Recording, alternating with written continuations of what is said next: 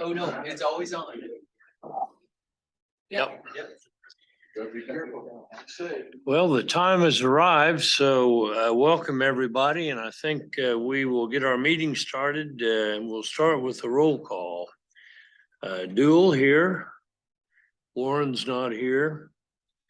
Joe Johnson. Here. Fox is not here. Hartman. Miles is not here. Yes, Fox is here. And McKay. Here. Good. So we have a quorum. You're right, Mary. Well, her sign is down there. I go to my assigned spot.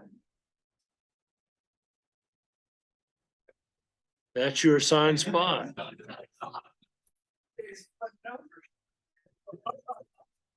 Your assigned spot is where you sit. Okay, we need approval of the previous meeting summary. Second. All in favor, say aye. Aye. Opposed, same sign, motion carried. Okay, the first item on the agenda today is a update from USD 259, and I'm gonna let Mary make the introduction.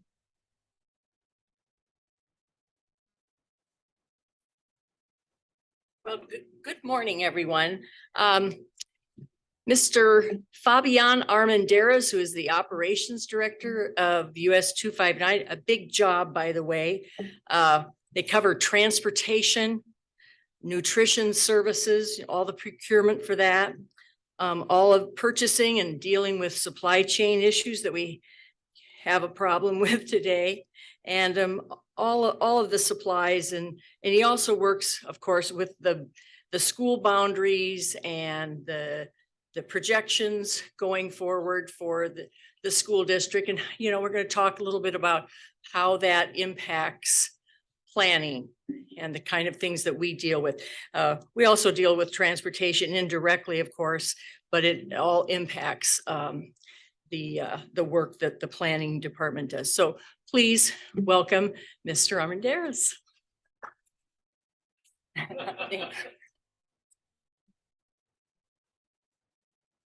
Well, first and foremost, thank you. And thank you for this opportunity to be here in front of you today. As I've shared with a couple of you earlier today, the Wichita Public Schools does not have a planning department. Unlike other urban school districts that do have an internal planning department, we have not in our history. And so I think this partnership or being able to work collaboratively with you all, I think is a great opportunity. So I want to thank Mary for having the foresight to reach out to us and for us to be able to share with you. I've kind of crafted this presentation based on something that I did with the Board of Education earlier in the month. And so you'll get a little bit of an enrollment update and some of the enrollment trends that we're seeing within our school district. And you'll learn a little bit about how the school district makes strategic decisions into the future. Just to give you a little background on myself, I'm a USD 259 lifer. I have been with the district 22 years. I'd like to joke around that I was 2, but no. I started when I was 19. I was actually going to Wichita State and worked in the schools for several years. And then when I transitioned to an administrative position downtown, I transitioned to the pupil accounting department following John Updegrove, who was kind of that was a kind of somewhat planning department at the time. And so when I left that department, we eliminated that department. And this is a part of my job that I haven't been able to kick off. So it's followed me in every single position that I've been. So I went to transportation after that, and now I'm in charge of operations. So as we start, there we go. I wanted, first of all, to kind of give you a little bit of the objectives for today. I wanted to introduce you a little bit to the Enrollment and Program Assignments Committee. That is the committee that makes decisions for the school district. It is composed of the district leadership team. And so again, I'll talk to you a little bit about the composition and what that committee does as we review processes annually. I wanted to share with you a little bit about the annual processes that we do to review enrollment. And then share some highlights from enrollment trends. And I think this is going to be important for you all to know as far as kind of what our trending is looking like for our enrollment, because we are in a declining enrollment era, which is not unique to large urban school districts across the country. It's just hitting Wichita a little bit later. And then I wanted to share with you a little bit about Southeast and some of the shorter planning that we have, and then some of the longer term planning that we have. So EPAC, that is composed again of our district leadership team. We begin meeting monthly every October, and our initial meetings focus simply on enrollment numbers. I'll talk a little bit about what our official enrollment is, which is September 20th enrollment numbers. But then subsequent meetings after that deal with program placements. A lot of people assume that Wichita assigns kids on a neighborhood pattern only, and we do. We have boundaries for a reason. But as you will see later on, because we have magnet schools, we can't serve a lot of our special education students or ELL students in their own district or their own school. We assign kids to different schools, and so that further convolutes things a little bit. And so even those program placements, where we place a special education program or where we place an ELL, which is English language learners, those are our ESOL students, our students that are learning English, where we place those programs also make a difference, as well as we look at some of our other like early childhood and though all those impact our capacities within our building. Any programming change is funneled through EPAC.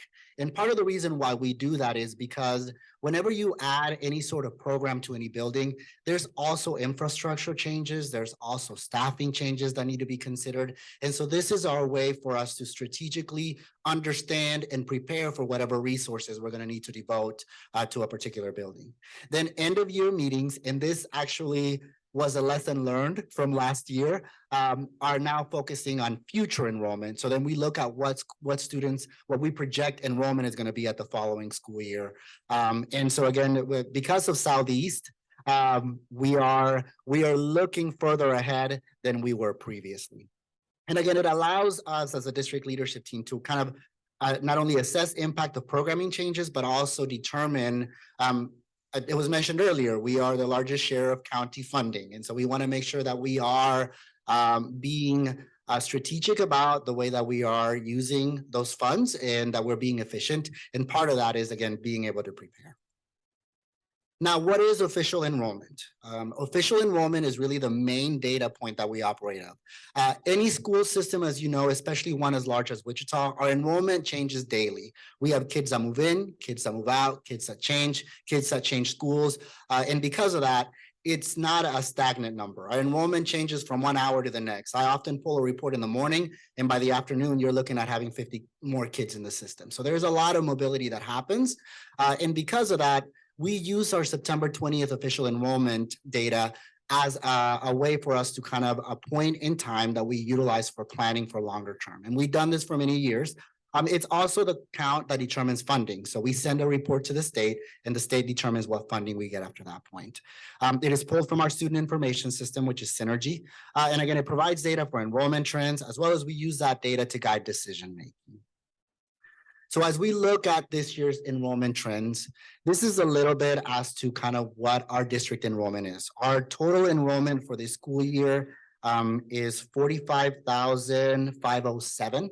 And it is lower. I mean, I'm sorry, 47,507 is what our total enrollment is. Of those, about 2,500 students are enrolled in special schools. About 13,000 students are enrolled in our high schools. 10,000 students are enrolled in our middle schools, and about just under 22,000 are enrolled in our elementary schools. There's the trending of kind of what the grade level distributions are. And as you look at that line, as you look at that, there is a declining enrollment piece tied to this. So our highest grade levels is our 9th and 10th grade. And that is the same across the entire city. That is our pain point right now. And that's why Southeast in some ways was such a challenge, is we understand that there we have a capacity issue there, but that capacity issue based on the grade levels that we're seeing, it's eventually going to flow its way out of the system. So we want to make sure that we're being strategic in whatever long-term decisions we're making so that we don't take out so many students that they're going to end up under capacity. I don't believe that will be the issue with Southeast because obviously of all the growth that we're seeing, and some that you all have reported to us recently. But again, that is part of the challenge that we're seeing, is that 9th and 10th grade class tends to be our pain point. And we're going to see those kids flow out of the system. That is what our demographic of ethnicity looks like for our system. We are a majority minority district. And we've been this way for quite a few years now, for over a decade. The largest population of students that we serve is Hispanic, about 37%. Our Caucasian or white population is next with 30%, 19% African-American, 8% two or more races, and then 5% Asian. 1% is our Native American population. And it's been shifting. That Hispanic population has grown exponentially over the last 10 years, which I'm sure you all planners have seen that throughout our city. This is what our 10-year enrollment looks like from 2012 to 2022. And as you see, our highest enrollment year that we recorded was in 2014. And we were, I think, over 51,330 students at that point. After that point, we started to see a decline, and we started to see that decline begin at our elementary level. So we were already anticipating declines. What we were not anticipating was that 2020 decline. That significant decline that we had, and that is COVID related. And what we didn't know when COVID happened, and part of the reason why we did not take immediate action was because we did not know what was going to happen after. That decline were kids going to come back to our system? Where did those kids go? What's going to happen with all of that? And that really kind of put a big damper in our planning. We'd actually commissioned a demography study that gave us projections in 2019. And so we anticipated a slight decline. COVID, and that COVID decline rendered all that data obsolete. And so at that point, we decided to wait a little bit to make any long-term decisions. And that was part of the Southeast piece, was because we did not, our enrollment hadn't stabilized enough. And so we weren't quite sure, even if we did projections, that they were going to be accurate, because when you build projections, you have to build them with prior year enrollment. Well, anything prior to 2019 is kind of rendered obsolete, and it's only going to skew the numbers. And so that challenged us significantly. But again, we are seeing declines everywhere except in one portion of our city right now, and that is Southeast. But again, that 2020 number, but even since 2014, which is our highest number, we've dropped over 3,800 students. So our enrollment has declined significantly since then. Here we go. About the only portion of our enrollment that's growing, and again, this is due to that large 9th and 10th grade class, is at high schools. So this is what our high school enrollment trend looks like. Actually, our high school enrollment numbers right now are the highest that they've been in probably the last 20 or 30 years. They are high, and the highest since I've been with the school system. And so again, that is good for us currently, but again, as we look at those kids shifting through the system, we're gonna have some decisions to make. But again, high school, that 9th and 10th grade class tend to be kind of our pain point. Some highlights from our high schools.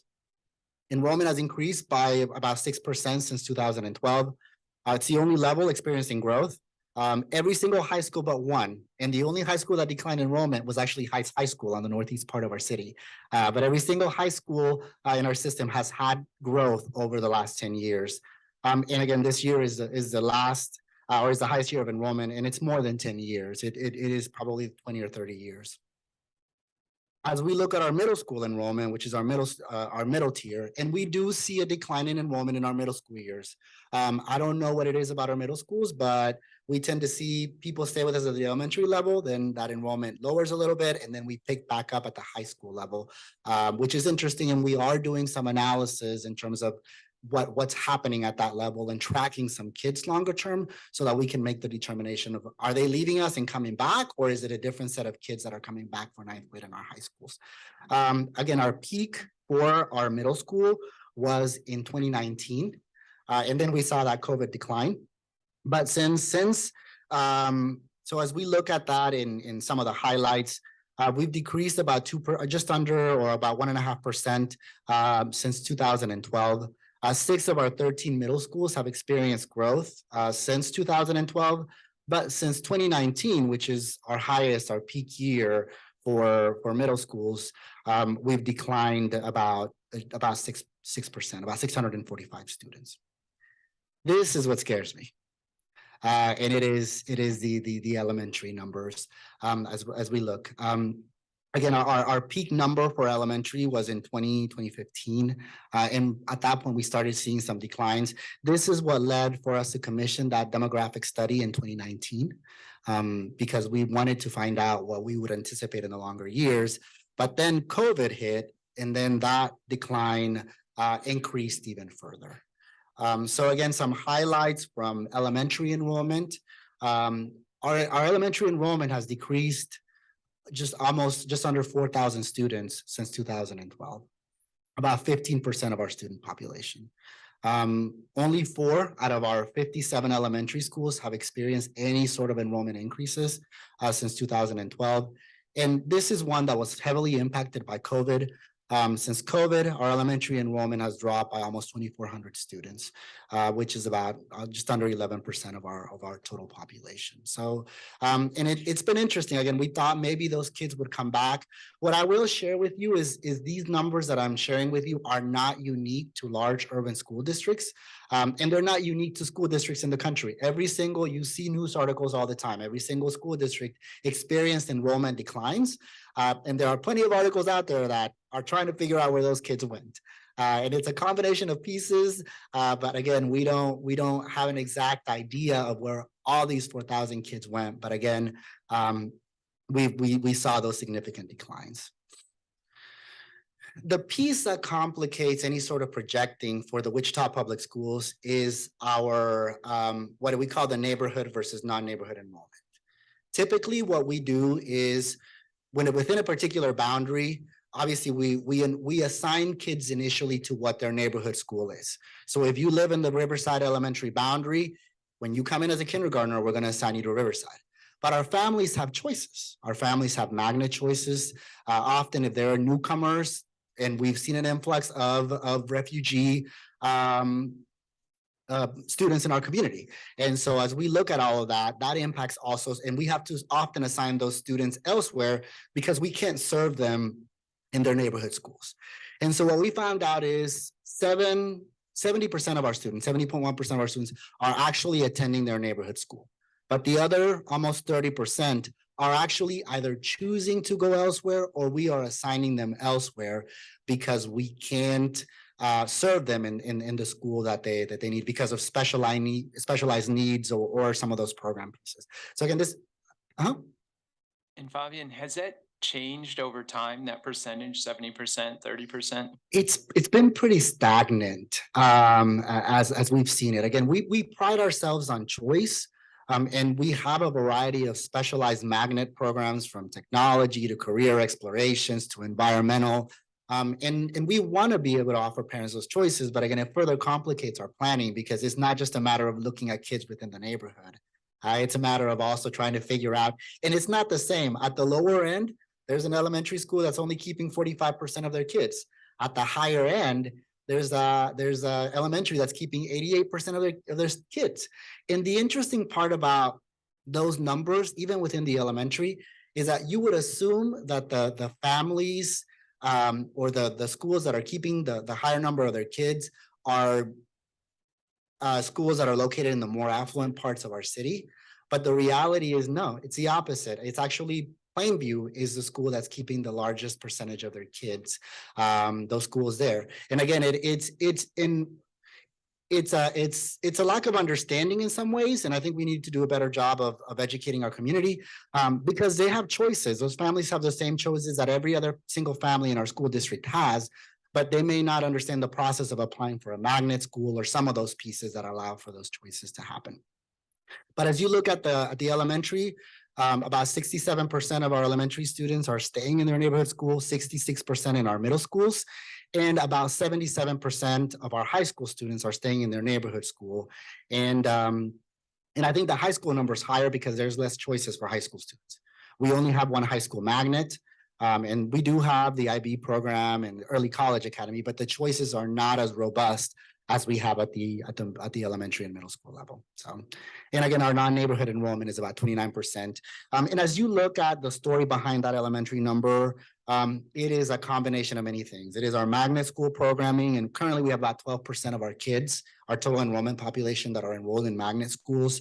Our ELL, our English language learners and newcomers, represent about 15% of our student population. And again, those newcomers specifically, those kids that are brand new to our system from a different country, we have specific newcomer programs that we assign them to for a year. And those are only in a handful of schools. And we bus them there because we need to teach them really how the educational system works in the United States. And so they are assigned there for a year, and then they're mainstreamed to a regular English language learner program, within other schools. And then our special education population represents about 17% of our students. But again, not all 17% are assigned elsewhere. We have a lot of interrelated students that can be served in their own neighborhood school, but we have some categorical programs and even some special schools when you think about Levy and Bryant and Sowers that serve majority special education students.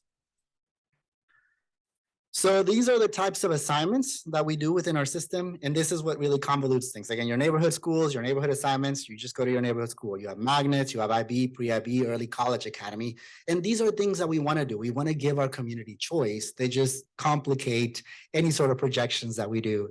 Special education, again, ELL, English language learners and newcomers, special transfers. We do allow students, if they're assigned to a neighborhood school and they want to go to a neighborhood school, there is a process called a special transfer process where kids can apply to attend to that school. And if both of those principals agree, meaning if there is enrollment, then they're allowed to go. It happens without transportation, so those parents have to get their kids there. But we have about 1,000 students that are choosing this special transfer avenue too. Special programs, again, we have a lot of special schools that serve special needs students. We also have some robust choices for some of our students at our high school level with Chester Lewis. So those students that maybe struggle the traditional high school route, we offer some recovery special programming pieces there. And then students in transition. And this is something that a lot of our community doesn't know. And we've seen some huge growth in this area. These are our homeless, our McKinney-Vento, and our foster care students. And by law, we are required to transport those kids to their school of origin. So let's say I attend Riverside Elementary and something happens and I end up meeting the homeless criteria, and my family is living with another family somewhere on the west side of the city, or even in Goddard or Hayesville. We are required to transport those students back to their school of origin, and it's an unfunded mandate. So we are doing this. So we try to partner as much as possible with our surrounding school districts and work with them to be able to transport those kids into the city. Sometimes that means they drive them to the boundary and we pick them up there. Sometimes that means they get them to us and we get into them, or vice versa. And so again, we try to partner as much as possible. We recently also contracted with a company called EverDriven, which what they do is they contract with some of the medical transport companies or some of your smaller transport organizations. They background check those students, and they're able to pick up 1, 2, 3 kids at a time at a much lower cost than it would for us to send an entire bus to pick up one student. So again, we're trying some creative pieces, and especially with the bus driver shortage, I will say it's made us even more efficient, too efficient, because now we're timed out because of that. But again, that's creating some challenges for us. So just so you know, the Board of Education just approved as of November for us to move forward with a demography study.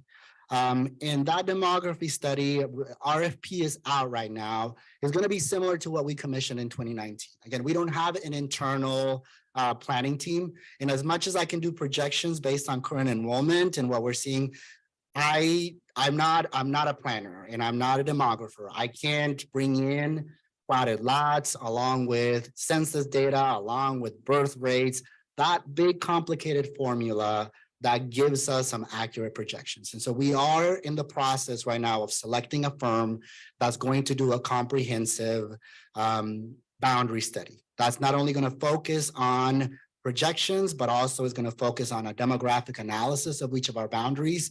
What are we seeing trending? What are some of the labor statistics within that to make sure that our programming matches that?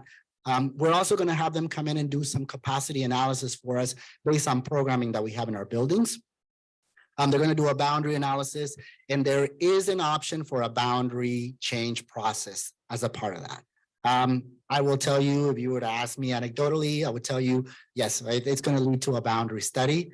But again, I don't have those projections in front of me. Once they come our way, it'll be the catalyst of what will be a full comprehensive boundary process at that point. We've seen our enrollment shifts have created imbalances. Obviously, when you see a $4,000 or 4,000 student drop, it's leaving some of our schools that are under capacity, and we've been moving staffing around and doing some of those pieces. But again, it's impacting us. So that this demography study will allow us to align the work to be able to right size our schools. We've also commissioned a facility study which SHEF is doing. And so they're going to give us the condition of our buildings at that point. And we're going to be able to merge what we're getting from the enrollment analysis with that facility study and make some long-term decisions for our school district. And that's really kind of where we're heading towards. So again, that's going to happen throughout the spring with the hope of some of the reporting happening in the early fall. And if the need for a boundary process happens, it would happen sometime after that. And we would move from there. Again, there's a lot of things still up in the air. I don't know if you've all heard also, we are in the process of finding a new superintendent. So there's a lot of things that are coming down the pike, all kind of hitting at the same time. And so we're trying to be as strategic as possible to make sure that our community feels the least amount of impact.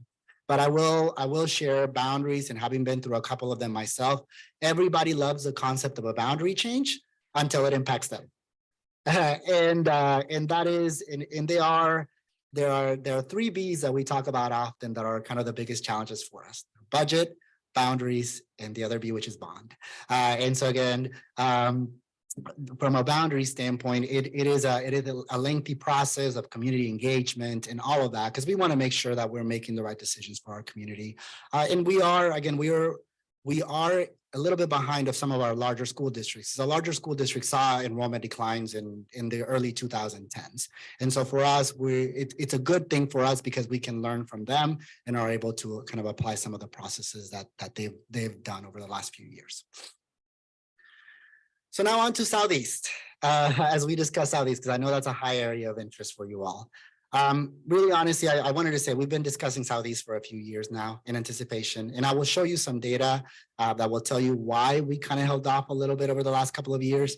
The area of growing with potential for future growth, I think to the tune of 284 new residential homes or duplexes in the area. So we are aware, and I thank your team for sharing that information with us. The trends that we'd previously built were them keeping 73% of their kids. We have new administration at the school, and we're also seeing that more kids are wanting to stay at Southeast. So that number is increasing significantly. And so that's also skewing our numbers because they're keeping a lot more of their students in their building. The functional building capacity for Southeast is 1982, and this is based on the study that we did in 2019. And there is a difference between capacity as SJCF has determined it in the past, because again, capacity, sometimes you can measure kids in seats or square footage versus the number of kids that you have. Functional capacity is based on your actual usage of the building.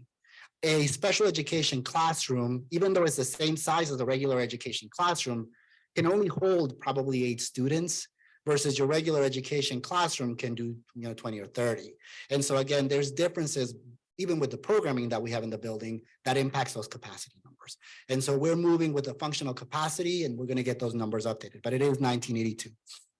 And again, the recommendations that we made to the board were based on detailed analysis. This is the grade level distribution of Southeast, of their boundary, total kids in their boundary. So it's all over the place. But again, it's not, as you look at ninth grade, that is their highest point, with first grade being right after that. So again, their numbers are all over the place. And I think we're going to continue to see this with the growth in the area, because as families move in, it's not like they're growing their way through their system. It's, if I may move in with a 3rd grader, another family may move in with a different grade level. So you're going to see these numbers fluctuate significantly. So there isn't really a trending, and I don't think we'll see that for a while. This is what their official enrollment for the high school has been, where the prior slide was all kids within their boundary. This is high school only.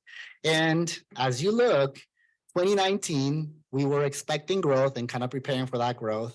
And then 2020 occurred and we saw a drop. And so it made us kind of, okay, maybe we can hold off a little bit and see kind of what's going to happen. Then we saw a growth in official enrollment 2021, and we were paying attention. And then between last year and this year, it was, I think, 150 more kids. So we are seeing, and I think it's going to continue as this year progresses if trends are that way. So again, that's what's prompted all of this, and we'll share a little bit of kind of what we're planning to address it in the shorter term, knowing that we have probably this boundary change coming in the longer term. This is what their enrollment looks like for the school. Their enrollment is 2192. If you remember, their functional building capacity is 1982. So they were a couple hundred kids over capacity. And we've been doing some things to lower their enrollment this school year, offering parents choices and all of that, which we're hoping will knock some of this number down, but then we have a longer term process. The interesting is in that recite and attend. Those are the kids that are actually living in the boundary that are attending that building. Where in the past, the numbers were around 68%, which is what you're seeing 12th grade. That was common throughout the entire building. They're now keeping 80% of their kids, which is a good problem to have. Kids are wanting to attend Southeast.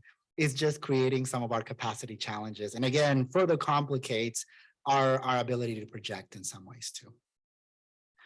And again, that recite number is a total number of high school kids that live in that boundary versus the number of kids that are actually attending. So what we did in November to try to address this in the shorter term is the Board of Education approved a boundary change for Southeast. It involves some of our elementary boundaries in portions of it. So parts of the College Hill, Adams, Jackson, and Price Harris elementary boundary are all slated to be reassigned now from Southeast. So this area in the red was previously assigned to Southeast. It's now going to be assigned to Heights High School. If we look deeper into those numbers, again, that northern portion of the College Hill boundary has about 61 high school students in there, of which 46 are currently attending Southeast. Adams, 72, 48 of which are at Southeast. Jackson, 80, which 62 are attending Jackson, or Southeast, I'm sorry. And then Price Harris is the largest chunk. And there's about 169 kids that high school students that live there, of which 104 are attending Southeast. So in total, if all of the students were to move, Heights has the potential to grow by 260 students. Again, there's some elements that the Board of Education applied to it that are going to be gradual, and it's the right thing to do. We're going to be grandfathering those current 9th, 10th, and 11th graders there. You want those kids. If I became a Buffalo my freshman year, I want to finish out as a Buffalo. And so we're giving them those choices. So again, that decline is going to be gradual, but then knowing what's coming down the pike in terms of growth is only going to balance things out. So again, it's only going to further justify the need for a boundary study down the line.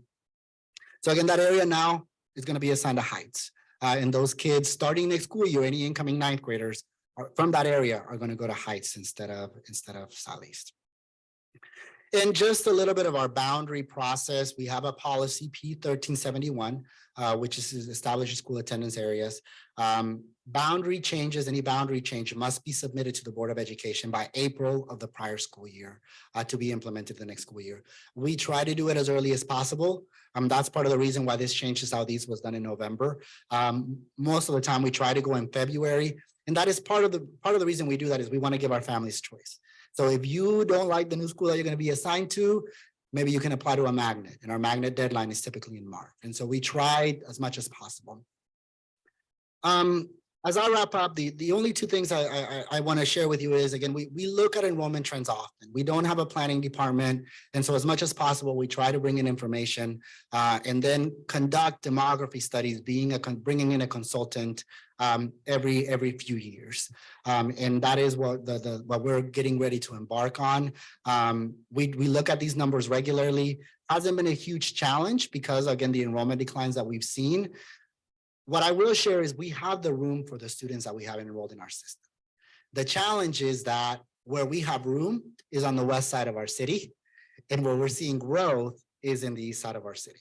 And so short of busing, which busing isn't an option right now because of the driver shortage and cost and all of that, any relief is going to involve a district level change in terms of boundary adjustments. And again, that's what the demography study will hopefully highlight for us, because it's going to be a matter of the domino effect of you take some from east, or you take some from southeast to give to east, then you take some from east to give to south, then you take some from south to give to west.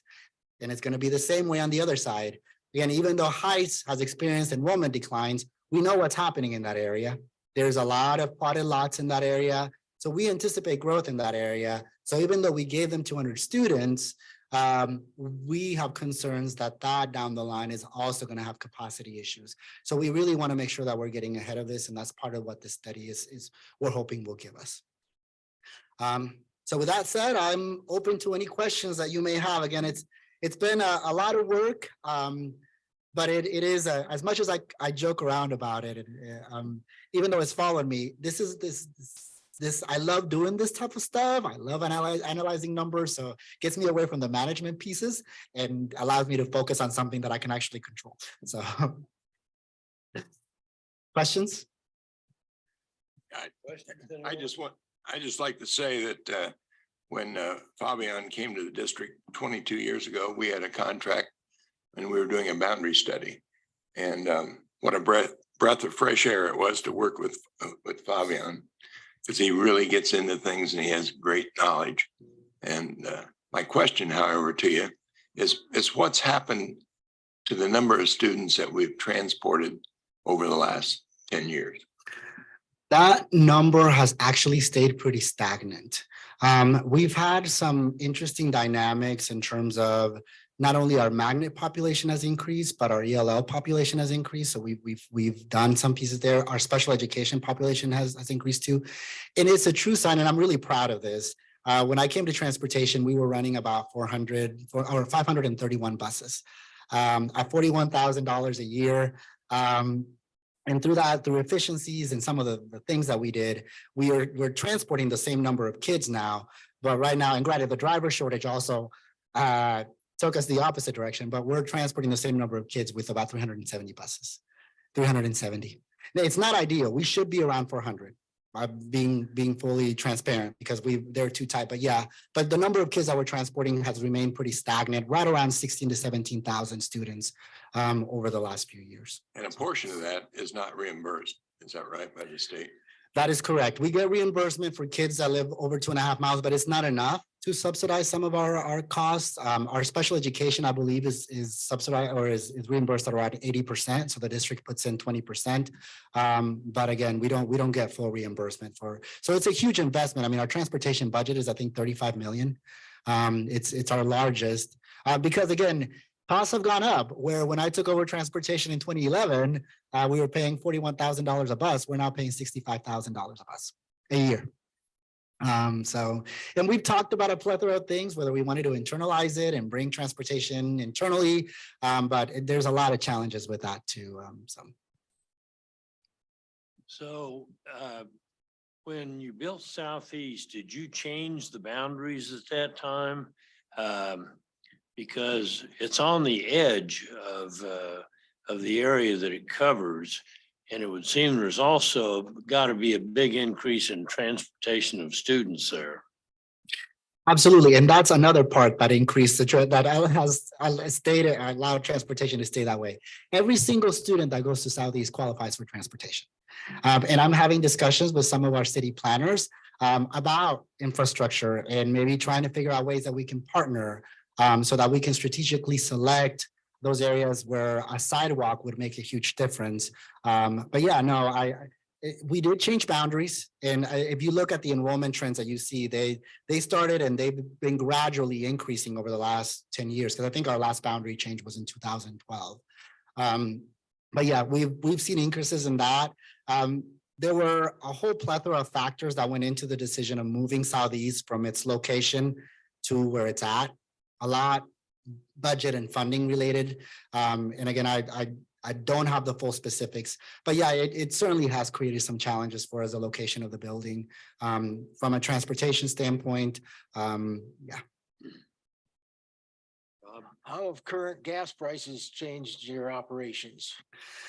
Obviously we're investing more. We try to project the best way possible. We're blessed that our CFO understands the challenges, and we've also benefited because it goes up and down, and so we benefited from some years where we were paying less than $1 a gallon for fuel, but it certainly makes us think more about some of the pieces. We've actually done some creative things. We've partnered or not entered into an agreement with a company from McPherson, and they're our single provider. And so we're able to negotiate an agreement that allows us to kind of take advantage of lower costs in some ways. It's not perfect, but it's a necessary evil. And so we just kind of try to react as much as possible and work with our CFO from a funding perspective. But I think transportation is going to be at the forefront of a lot of the discussions that we have in the near future, just because it is such a large investment. I mean, the 35 million, not only buses, but again, it is largely fuel too. Yeah, Scott? Yeah, Fabian, can you talk a little bit about the partnership with Wichita Transit and how that's worked out? Oh, yes, absolutely. No, and that's been crucial, especially at Southeast, actually. We've been able to partner with Wichita Transit to be able to serve some of our schools through what they built, or not, they haven't built there, through the regular routes that we were able to take advantage of some of that. So we have, I believe, 7 or 8 buses that are serving. And in some of those instances, it's not just one bus. It's a relief bus coming right behind it. So if you go Pawnee, for example, heading up to Southeast High School, you might see 2 city buses picking up kids along Pawnee all the way up to Southeast High School and around. And that, honestly, that's been the biggest blessing we've had when our driver shortage hit as significantly as it hit during the pandemic. City Transit was a lifesaver for us in terms of being able to provide us that. And that was a great partnership that we helped build with some of the people in this room that I'm really, really proud about. And Lisa Riveros, who's our amazing new transportation director, not new, but has been with us for a while, has done a great job of sustaining that. But a big thank you to them for their partnership and creative thinking to work with us too. So. Thank you, Mr. Armendariz, for a very detailed presentation. We're glad to have you with us. And again, we welcome any opportunities to partner. We don't have an internal planning team, so as much as we can take advantage of the resources that you all have, by all means. So any information that you can send our way, which I've seen some come up, by all means, because as much as we can anticipate, the better off we will be. So we appreciate it. And again, I appreciate the opportunity to be here. And if you have any questions, you all have my card. Feel free to send me an email or give me a phone call, and we're here. I'm very proud to work for the school district and what the services that we provide to our community. And we want to continue that legacy that we have in this community. So. Thank you, sir. Okay, next item is Mary Hunt is going to give us an update on zoning notification in other states. It's kind of been an issue for us. Okay. What? Sure.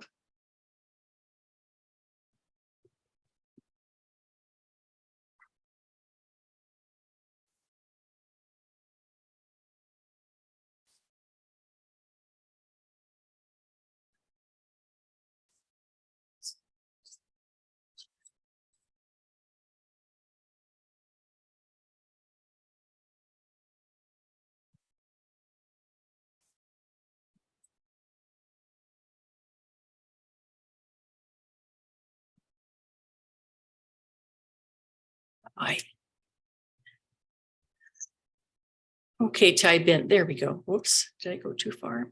All right, well, this first part is going to be just a little repeat of what we did a little while ago on Wichita, but the biggest part of this is, what's happening in other, not just other cities, but other states.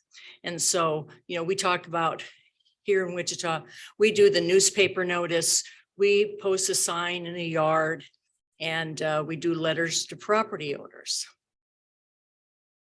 So forgive me while I try to move this down. Next slide. Thank you. Okay, here's our policy. If it's up to an acre, we go out 200 feet for the mail notification. 1 to 6 acres, we go out a little further. 6 acres to 15, it's 500 feet. So our whole thing is based on property owners get notified, not residents, just property owners. And it's all based on the acreage of the project. Okay, next slide. Okay, so then we took a look at some other cities. Hutchinson, Mays, Derby, Andover, Salina, Overland Park, Lenexa, Topeka, all Kansas towns, and they all just honor the 200-foot minimum that is set by the state. The exception is Lawrence chose to go out 400 feet within their city. And again, property owners only. Next. So I started looking at beyond Kansas, went across the state line to Kansas City, Missouri, and they have 300 foot, but they also include their neighborhood and civic organizations. And this is where I think they start to catch people who aren't actual property owners. They just live in that area.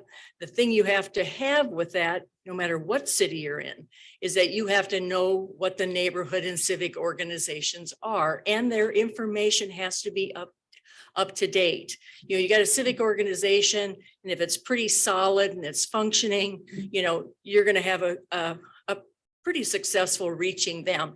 But sometimes neighborhood associations, and I think that's true here, they exist, but some of them function well. Some of them have no leadership on occasion, or it's an obsolete phone number or email address. Those are some of the kind of challenges you face with that. But if that was indeed intact, you could be reaching non-owner residents. So you get to Fayetteville, Arkansas. Theirs is similar to ours, 200-foot notification, and then they certify that they posted the sign. Okay, Bentonville, 200 feet. Oklahoma City, this is an interesting one. Both Oklahoma City and Tulsa, 300-foot notification. However, if that 300-foot area, and they start looking and they have fewer than 10 owners, property owners, they have to keep going out. And then they keep going out until they reach those 10 separate property owners. And then in Tulsa, they want 15 separate property owners. So they just have to keep going and going and going until they hit that mark. And that could be quite a distance. Next. Okay, Des Moines. Des Moines was very interesting. And I kept trying to think about how to organize this information, because Des Moines doesn't actually require you to notify anybody by mail. But in Des Moines, they have opted to do it. They have their own local policies on doing it. So, but they also have these public meetings that the applicant has to organize. The applicant has to go out and reach out to the neighborhood around them. And again, this is a nice way to capture people who aren't literally a property owner. And they have to conduct the meeting. And they have to then provide a summary of that meeting and justify that they have done their due diligence on capturing that audience. They can't just say, well, we rented a spot at a church and nobody showed up and we've done our duty and we're done. They would say, no, try harder and go get information. Then they want summaries on what happened at that meeting. Especially what are the residents' concerns? Okay. And are you able to kind of tweak your proposal to meet that? And what happens here a lot is that they get all of this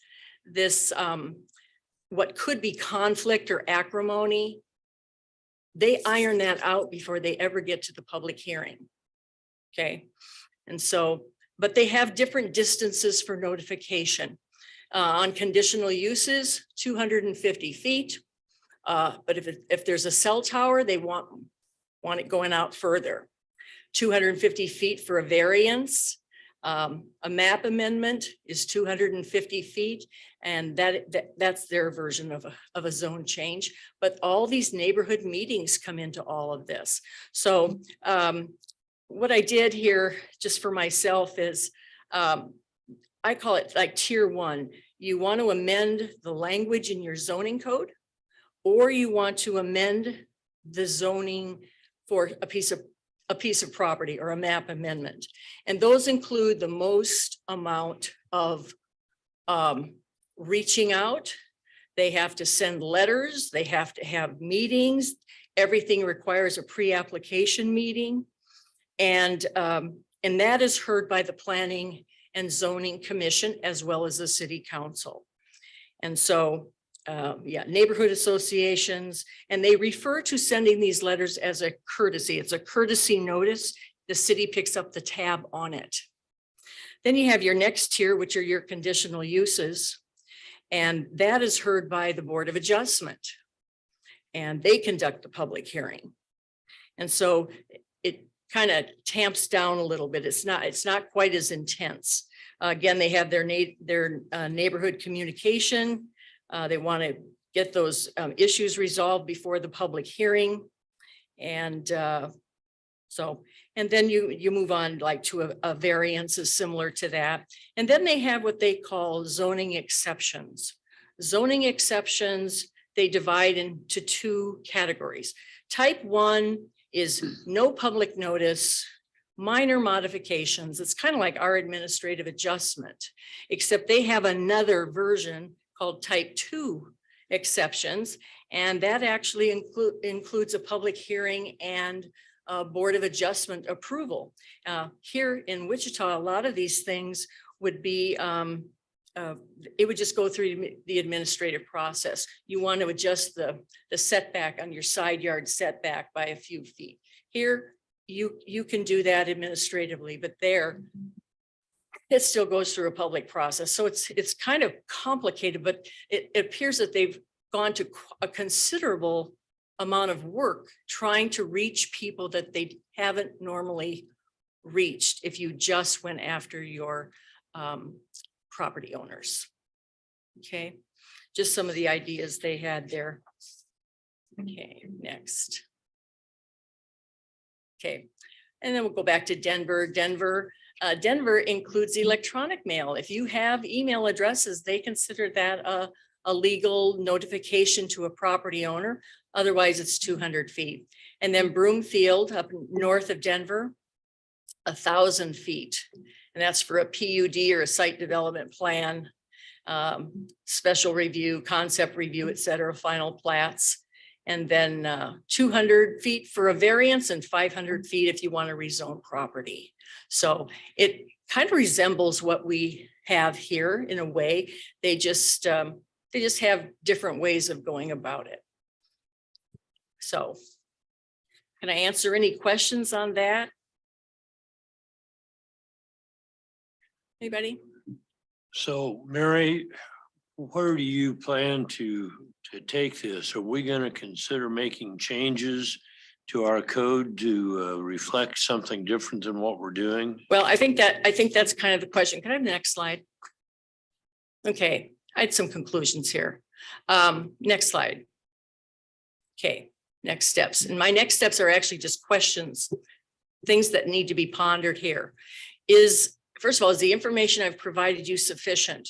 Do you want different information from cities, more cities, whatever?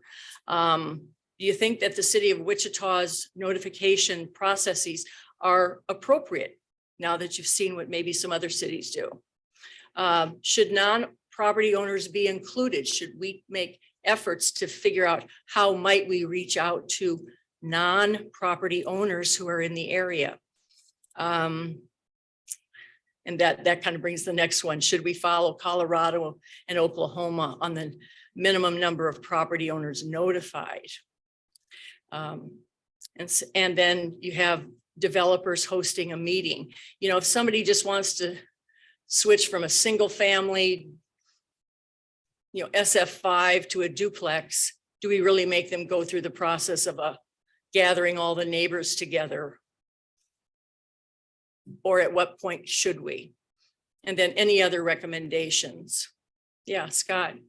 I'd like to add just a little bit of some more perspective to this, which is just that this issue has been something that comes up every once in a while at a planning commission meeting. You all have heard, you know, folks saying, well, I didn't get notified, or that's outrageous that the person, you know, next door didn't get it, or whatever the issue is that comes up. The other thing that's happened, secondary thing that's happened, is that council members have, I think that they've heard that before, and they're curious about what the practices are. And so what this is an opportunity to do is to identify what are our current practices, and really how do we stack up to other communities, both in Kansas and outside of Kansas. And, you know, Mary, thanks for the report, because, you know, in looking at this, as I look at ours, you know, it's based on the size of the application area, and it ranges from 2 to 1,000 feet. And when I look at what the other communities are doing, it looks like a lot of them are at 200 feet, and that a few of them go out to 1,000 feet. But it sounds like that's kind of different kind of circumstances, kind of maybe a different magnitude of project.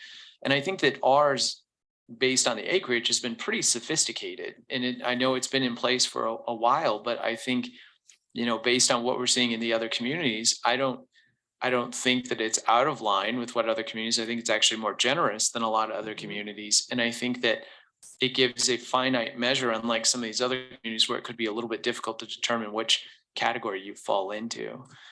Sorry, I guess that was a little bit of perspective in terms of why this is coming to you, but then also some added perspective in terms of, I think the big takeaway is, are we out of line or out of sync with what other communities are doing? And I don't think we are. Joe. I would only suggest that we try to notify non-property owners.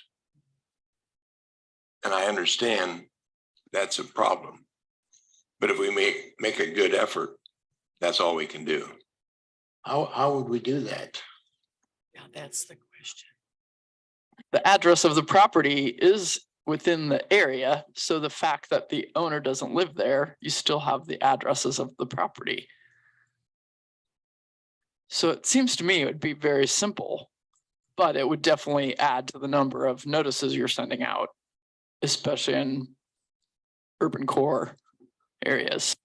If you're interested in looking at that, because we've done this in kind of really small increments, like what's going on in Kansas, what's going on around Kansas. We can come back at a future advanced plans meeting, maybe next month, maybe the one after, and give you the prices that we're seeing for the cost of the mailings, and also what that would do if we were to mail it to the properties themselves, what that would do to the cost, the overall cost, and the number of mailings that would go out. Would that be helpful? Well, it would. I wonder if there's some way to assess part or all of that to the applicant. That is typically covered as part of the application fee. So the process, and we can cover this more in depth at the presentation. We can talk through what our current process is, which is that they would be required to get a list of properties from a title company. They, within the notification area, they bring that to us, and then we mail the letters using those addresses to the property owners. And so the fees to do that is covered as part of the application fees. What do we? No. Postage, right? Yes, yes, sir. Well, excuse me, when they go to the title company and request that, that's required as part of their application, and they pay the title company directly. The last time I checked, and it's been a little while, but the last time I checked, it was $150 minimum that got you 10 addresses, and then it was $15 thereafter. They can get pretty expensive if you got a It big. can, yeah. But then just like Ann said, you've got a column that says, here's the address adjacent to the subject property. Then you have the mailing address of the owner. And so it would cost us more to mail twice. So it should not cost additional money No. as far as the title company is concerned, Right. because we would already have the property address. The additional cost would be the additional postage and just printing the materials. Mhm. Scott, what do we do? Ann mentioned downtown, the core area. Some of those properties have maybe 100, not maybe 20 landowners. That in part is the reason why they have to go to the title company. We need to get the list from a certified And we list. notify all those. If they're property owners, then yes, we send it to the property owner address. How do you know if a property is being rented or not? Yeah, typically, we don't know for sure, but in general, if the property address is different than the mailing address of the owner, we can assume that it's a rental. Now, of course, PO boxes can be a little bit different, but if it's out of state, we certainly know. Could we not go directly to the Register of Deeds instead of going through a title company? That is a good question, and I don't have the answer for that one. We'll have to You look probably into that. wouldn't want to take on the extra work for that, but that's where the information comes from, right? I believe so. I think that we rely on the title companies being the intermediary to make sure that any kinks or things are worked out, and that they will provide one that's a certified list. They are certified and insured and bonded and everything else. Or registered deed situation, you'll throw it right back on the applicant again or anybody else around there, in my opinion. And so that's, that's why you go to, when I started in business, we didn't even have title companies. Attorneys did it all. Yeah. So that's one of the reasons why. The only thing that I could see is that I think our system we got right now is pretty good, except for the fact you don't very seldom see the owners of these properties come in and complaining. It's the people that's renting from them or something that's that way. And anything that might be is to say, just send it to the addresses rather than send it to the property owners. But the cost to send it is the insignificant amount. It's the administration in getting to that point that's going to cost the city. It's going to cost everybody more money. Now, and I don't think you can take a John Doe wants to zone a piece of property and put him in the same category as a commercial developer that's doing it, because he's going to go to these people to begin with. Like a guy subdividing a piece of ground, they're going to go to the neighborhood to begin with. I mean, in 99% of the time, I would say. The other people don't know how to do it and can't afford to do it. So the one you're going to really hurt is not the people that do it for the living, it's the individual person that wants to put a garage on or change a little zoning or something to that effect. And what I could offer is we can come back with some maps that would show you kind of the number, just examples of how many properties would be in the notification area. And then out of that, we can extrapolate how many mailings it would take and then what the cost would be for that and give you some numbers that you can work with. Scott, I don't disagree with you. The only thing is, you got certain areas that you might, I don't think can be one rule for everything. You take the center part of the city of Wichita, I bet 85% of that stuff's rental property. Yeah, I think the example we would do is just count the number of properties and then just for estimating sake, say what's the worst case scenario? Let's say double it. Let's say they're 100% renters. What would be the impact to the overall cost of the mailing? And your time. Yes, and time. I can talk with Mandy and figure out what it takes to do the mail out. What's interesting to me is the communities where they said, if we don't find 10 property owners, then we're going to make the space bigger. That doesn't make any sense because they're not proximal. To me, if you only found 10 property owners, you would then use that as the reason to notify renters or to send to the address, because that means you haven't notified very many people in the area most of the time. Does that make sense? Yeah, but the problem with that, in my opinion, is that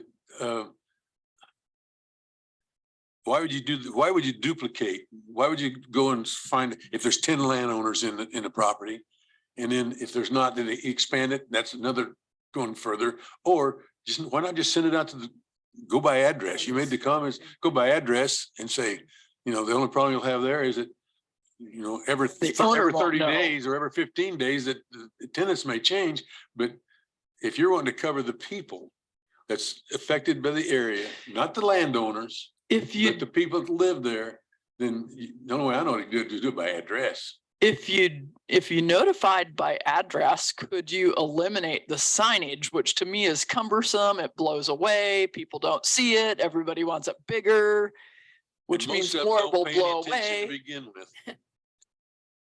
On purpose, we've actually focused just on the mailings on this portion. And if you'd like to do another segment on the signage, we're more than happy to do that. But just for the sake of complexity, we've kept this discussion so far at the mailing. And very, very happy to go on to signage. But if we can if my humble request would be if we could figure out where we want to be with mailings, and then certainly we can go on to the signage. Yeah. But if you're Mary, talking about, do we know if any of these other states or cities have signage like we do? Yeah, they do. They all require signage? Yes, of some sort. God, I want to make sure that I thought I heard somebody say maybe we don't notify the actual owner if somebody else rents it.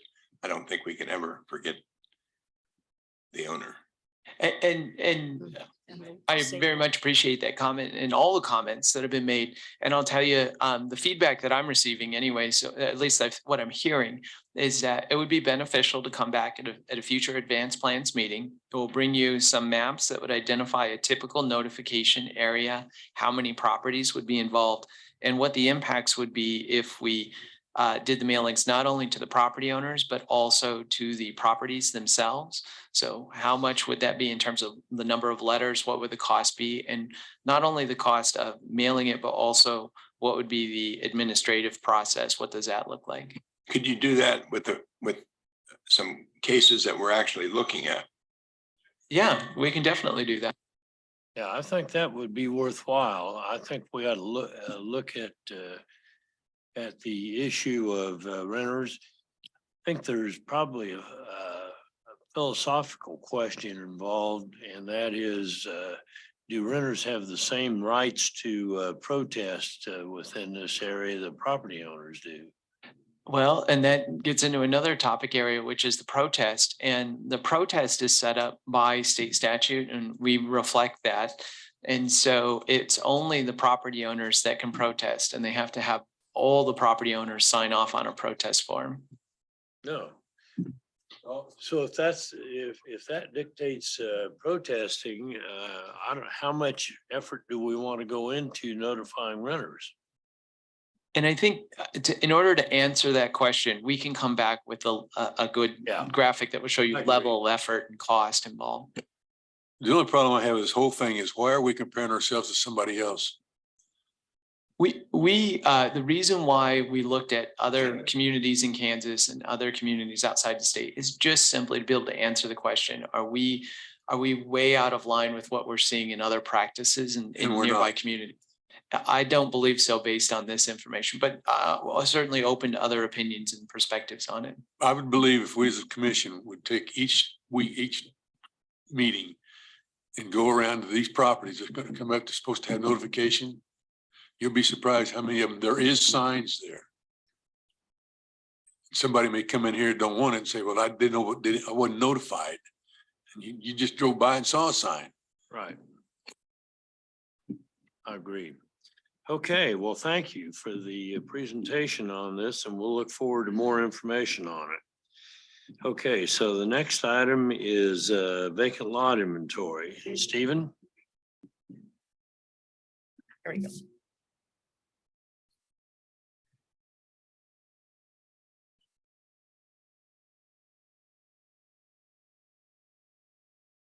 Okay, next slide. We've kind of gone through this before with you. We've basically been through this process of using some aerial maps with generalized land use and looking at adjacent ownership on these things that the appraiser says are vacant lots. Ann Fox has helped us out with some of this verification, looking at adjacent ownership as well as doing a drive-by. And then we've brought that into GIS. Next slide. So far, we've been able to cover an area of about 2.5 square miles in the northeast.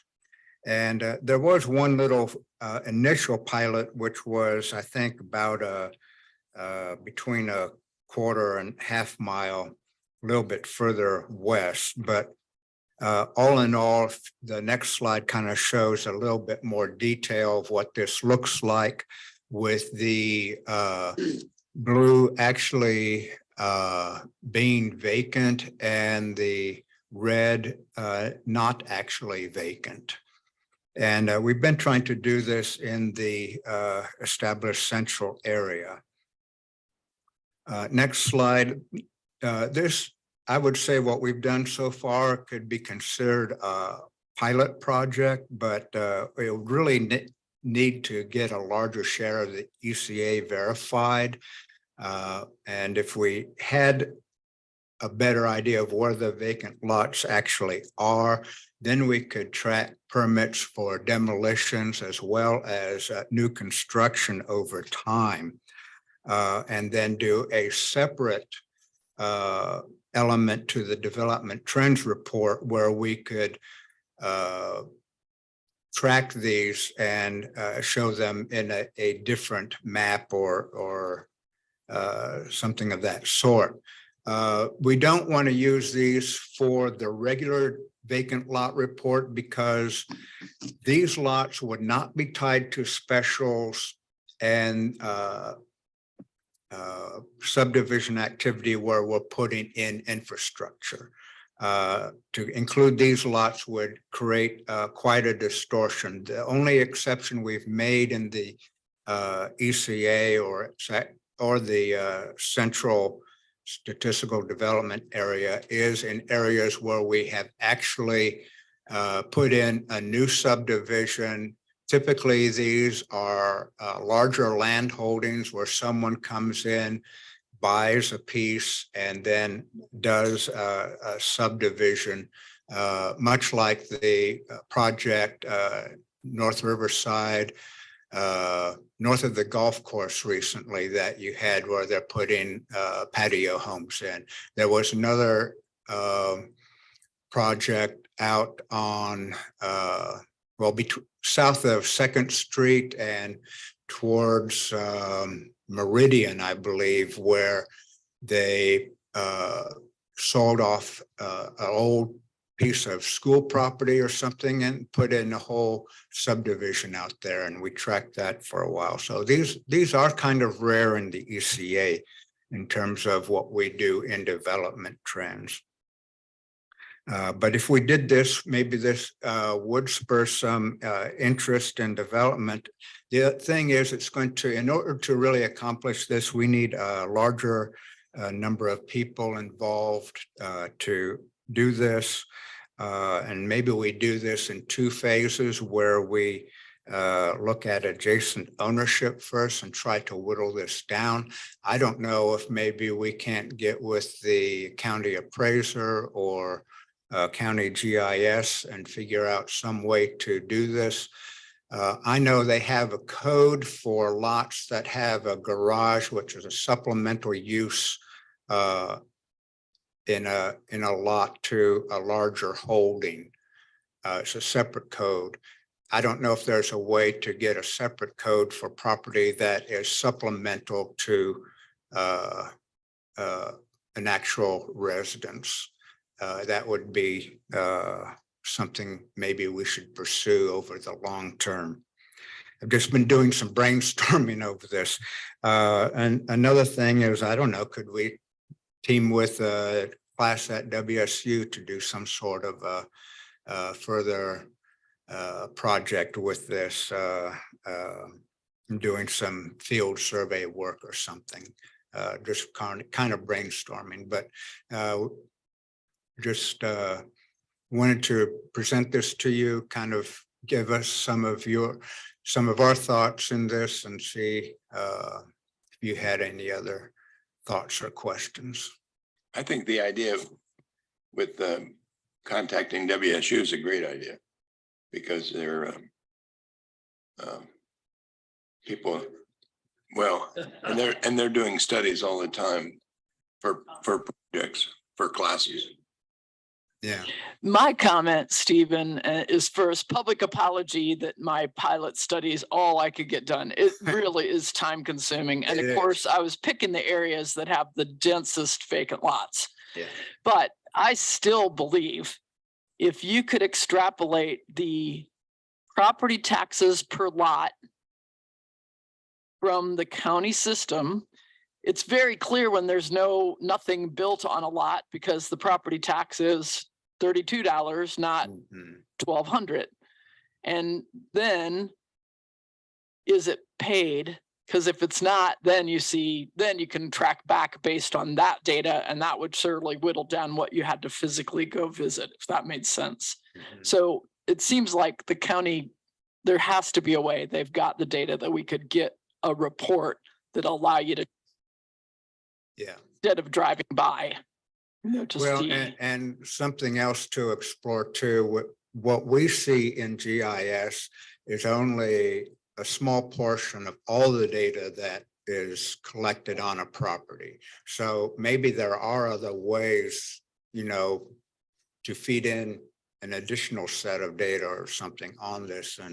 And the land bank folks should be really interested in this information too. So I almost think making some challenges to them to help with the process or identify some steps would be really good. No, I think I agree with Joe. Pursue this with the real estate school at WSU, because they got nothing but time, and that could be, they can get grades and stuff from the thing. And, well, but I'm serious. There's a means behind what you just got through saying. Is it's going to take Actually professional staff people. All you're looking is for statisticians, data collections. All you data analyst students are the ones who can figure out how to extrapolate data in a way we could get it honestly. I think students who are in data analysis would be the ones to go to, who could figure out how to get the information from Sedgwick County GIS in a way that would be usable and reportable for this purpose. Does that make sense? Yeah, and with Longhofer, I know it's been probably 10 years ago, we did similar to this, what we're doing now, because it wasn't on existing lots as much as it was infill areas that were not complete, subdivisions that were not complete, infill areas. What we were looking for. So who determined the blue versus the red on this map that we're looking at? You did? Stephen and I created a criteria. Basically, if it's red, there's nothing on that lot, but the land is being used by the adjacent owner.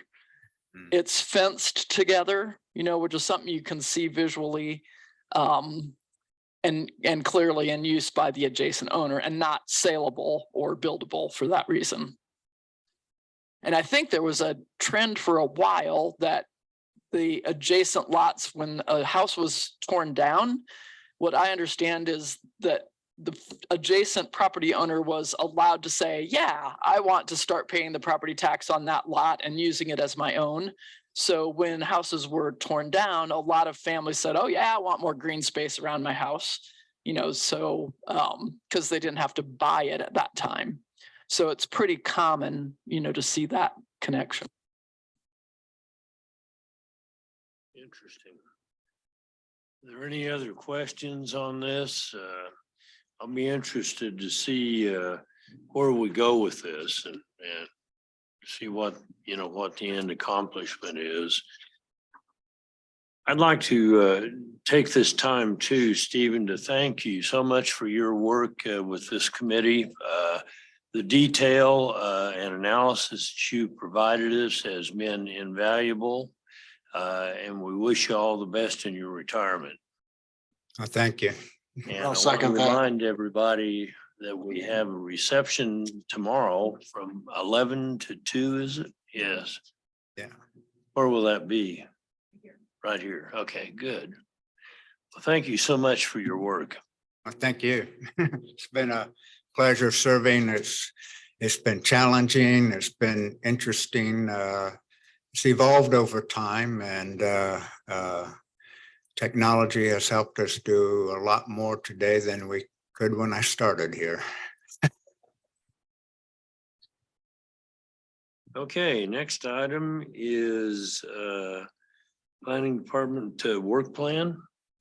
Yeah, so this is really kind of more of a conversational item, so I won't go up to the podium, and in the interest of time, I'm just going to point out that we've distributed a handout in print here for the group that are joining us in person, and also it was emailed out to the advanced plans members who are joining electronically. And what we've come to is just that we're getting more demands on our time than we have time to be able to fulfill all of those. And so it's a way of kind of at least identifying what projects and initiatives we likely have coming up. It's not comprehensive, but and I wanted to bring it to you all so that you could look it over and just let me know if you've got any questions, suggestions, say, hey, we're missing something, or something is a higher priority than what and actually we don't even have them prioritized on this yet.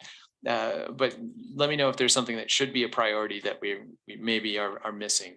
So with that, what I'd like to suggest is that I can come back at the next meeting, and maybe if you've got any comments or suggestions in the meantime, that'd be great to get, and we can have a more robust discussion maybe at the next meeting. Sounds good. We can take a look at that and look forward to more discussion on it. I think we can discuss that for a couple of days. Oh, man. Okay, next item is project updates, Scott. Yeah, so this is the planning department updates, a similar situation where we printed this out and have distributed it and also emailed it out just shortly before the meeting. The things that I would point out on this are, as always, we're tracking the cases, and for non-subdivision items that come before you all, we finished in 2022. We're projected to finish at 214, which is just below our 5-year high of 229 last year. So we've done a large number of cases. And when I talked to Philip about this morning, he also pointed out that there's been a number of PUDs that have been reviewed this year, and those custom cases, that custom zoning requires additional staff time and work and deliberation at the MAPC. So we're going to look into verifying, but we think that we've done more PUDs this year than we had done the previous year. So, but it's been very robust in terms of cases. And of course, the infamous October 6th caseload was one that really drove quite a few of those. So subdivision cases, Oh, and by the way, with all of that, I don't think I've told you how much we appreciate you serving on the MAPC, especially with the October 6th cases that took us past 5 o'clock. So thank you, as always. Subdivision cases on the next page, on page 3. Again, this one is the 5-year high. We did 79 cases as opposed to 69 the prior year. And so Neil and Kathy Wilson have been pretty busy on this. And so one thing that we're looking forward to is moving into tracking the number of lots that are created, and we'll work to do that beginning next year. Page 4 is just the matrix that has the number of cases at the individual meetings. And one thing you'll notice is the yellow boxes have highlighted times when the number of cases for a particular type of case has exceeded our capacity to process that on through current plans with current plan staff. And you can see that there was quite a few of that in the beginning of the year. We've had 2 things happen, which is number one, our staffing has increased in current plans. We're fully staffed. And at the same time, our caseload has dropped to about 6, 7, 8 cases per MAPC meeting. So we're catching a breather kind of at the end of the year, which has been really nice, especially with the holidays. On page 5 is just the totals and averages and all of that good stuff for what's happened with the cases. And you can see that our non-subdivision items, our average is just under 9, it's 8.9. And now we estimate that our capacity in current plans is right around 10. So we're right about that level where I think I want to see us. The challenge is going to be how do we moderate kind of those peaks that come in, and what do we do when we get another October 6th. On page 6 talks about our staffing, and I'm very happy to say that we are now fully staffed in the administration division. We recently hired in November, we hired Brian Thompson, and he's joining us to be the division supervisor. So he'll be managing or supervising our administration staff and the planning techs. Current plans is fully occupied in terms of no vacancies there. Advanced plans is the one where we've got 1 vacant position right now. We'll have a second one as of Tuesday. So we're working on hiring for those. And then in addition, we have the 2 associate planner positions, which become available for us to hire in 2023. And then we also will have 2 intern positions that we can fill for the summer of 2023. So one of the challenges, which is kind of neat, that we're having is where are we going to put everybody if we were to fill all of those positions. So going on to page 7, short-term rentals. What I would highlight on there is same conversation as last time, but this time we're looking at the DABs, and we've got a couple of DABs that we'll be doing presentations to next week. Is the same information that you received at a prior advanced plans meeting. So we're very interested to see what kind of feedback we get from them. Solar regulations, I need to schedule a request to schedule a county briefing during a staff meeting. Nightclub in the city, we still need to get together with the nightclub owners and proprietors. Haven't gotten that scheduled yet. And with the holiday season, might be a little tricky. Home occupation, daycare.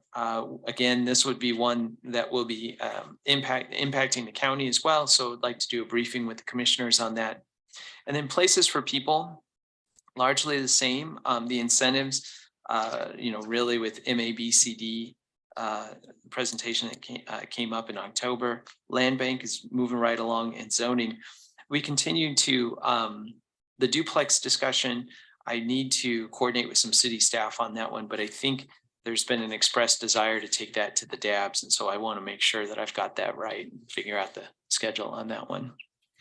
So with that, that's the update, but I'll stand for any question. Any questions on this item? Land Bank made the news this week because they haven't acquired a property since they started, and because the holdup seems to be that the question about whether properties can go to the land bank and skip the tax sale. I think that's an interesting hiccup that I thought we solved way before, but anyway.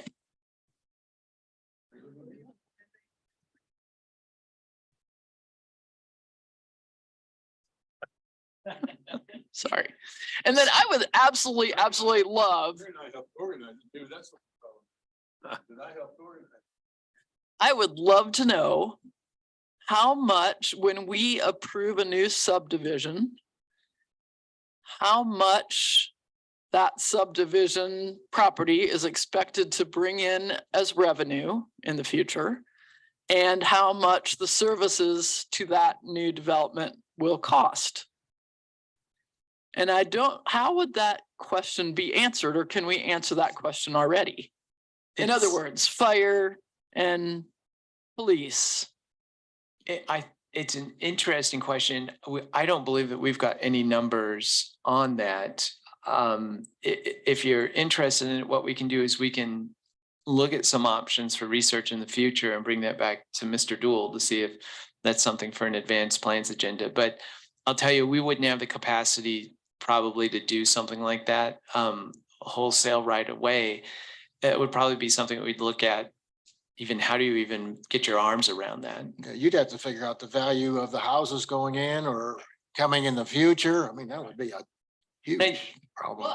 You don't know it, then when I've been struggling over the change of farming land to housing, and it's inevitable. And every farmer that lives around me is dying and trying to decide, and the families are trying to decide, is there anybody who's going to farm? And if they don't, the most lucrative thing is to sell it for housing. So, suddenly urban sprawl goes on forever.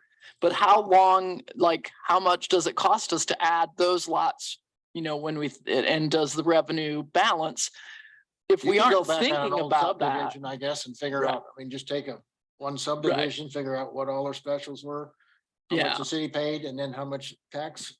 But to predict that consistently, I feel ever more responsible to say, how are we making sure we just don't turn every farm into a subdivision that the future community can't support? So you're suggesting that an analysis of what the cost benefit out there would be a criteria as to whether or not we approve a new subdivision? I don't think we want to I think we need to be aware of the capacity of our community to make it work. And I know it's a big question when we have 1 minute left. So I think what would that take? I don't know. But from my experience in the past, the city has promoted this from get-go, and there must be a big advantage to the city to put in. Yes, I strategically asked this while we still have Stephen in the room. Stephen? Well, if we go back to the community investments plan, we projected a $9 to $10 billion deficit originally in the cost of providing, that was just infrastructure. We weren't really considering the cost of other services. And part of that is because we do have specials to install water, sewer, and streets, but we currently don't have a way to pay for when those things need upgraded and repaired and maintained in the future. We do it for arterials, but all that local stuff, and that's one of the big questions Public Works is dealing with and trying to do new ways of repaving and resurfacing roads and stuff like that. But I'm not sure we can cover that deficit, all the way into the future without rethinking how we do some things. And that might include taxes. But you also got to remember that, what was his first name? Dotzer, Dr. Dotzer, he's not at Texas A&M. Gordon Doxer was his dad. He was a real estate guy here. Did a study years and years ago and proved that new subdivisions pay for themselves because they create a cash flow for the city of Wichita. Now, some of the officials will say, and some of the other people will say, well, but we're spending that money and it's hurting our bonding capacity and it's doing all this and everything else. But in the long run, the way we do business in Wichita to the special assessment type thing, is it beneficial to the city? Just going to what you just got to saying, how many years does the paving in a subdivision last in relationship to an arterial or to a collector street? So, you know, the, Just look at the cost of replacing utilities in the downtown area. it's 4 times what it used to be, 4 times what it is to do it in a new subdivision. I don't know what it is. New York, a pumping truck in every corner, it seems. So am I saying we need to repeat the Doxler study to see if it's still true? Well, this was done when Marvin Kraut was here, so that's how long ago it was done. And Wes may have a copy of it. I don't know. At one time I had a copy, but I don't have it. Maybe one good first step would be to reach out and find out what resources have been done previously in the community and find out where we're at. Yeah, just in terms of knowing what's been done in the past. Well, what happened with this Dotzer deal was the city of Wichita and the home builders were going to pay for this study. Then after it was done, I think the home builders ended up paying for all of it themselves, if I remember right. So. And one group I think that's looked into this too has been downtown Wichita. I think Jason Gregory and them have done a look at, I think was it just property values per square foot or something like that at one of their meetings within, I don't know, last 6 months, maybe 4 months. So they might be a group that we could reach out to also. And maybe they'd be willing to come in and even just present on what they've found out. Okay. Let's move on. We have one more item. Mary would like to discuss changing the start time for advanced plans. Yeah, the reason this is, it's not because we're going over time today necessarily, but it's the time to turn over the room for this afternoon, which does need to be on time. And because they need time to recharge the batteries in these microphones. So I move we start at 10 o'clock. Okay. All right. Is that early? Is that early enough? I guess is what I'm saying. Yes. It's early So that enough actually for me. 30 minutes, because we used to meet at 8 o'clock in the morning. I think 10 is very good.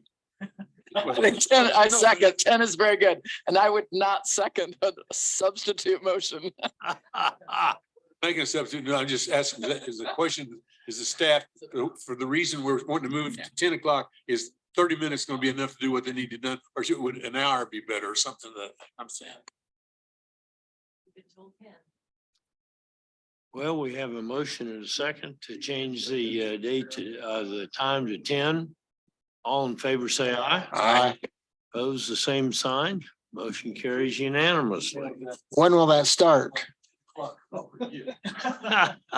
Next meeting? Is Will it- that be started in January? January, yes. Well, do we have anybody remotely on from the public that would like to comment?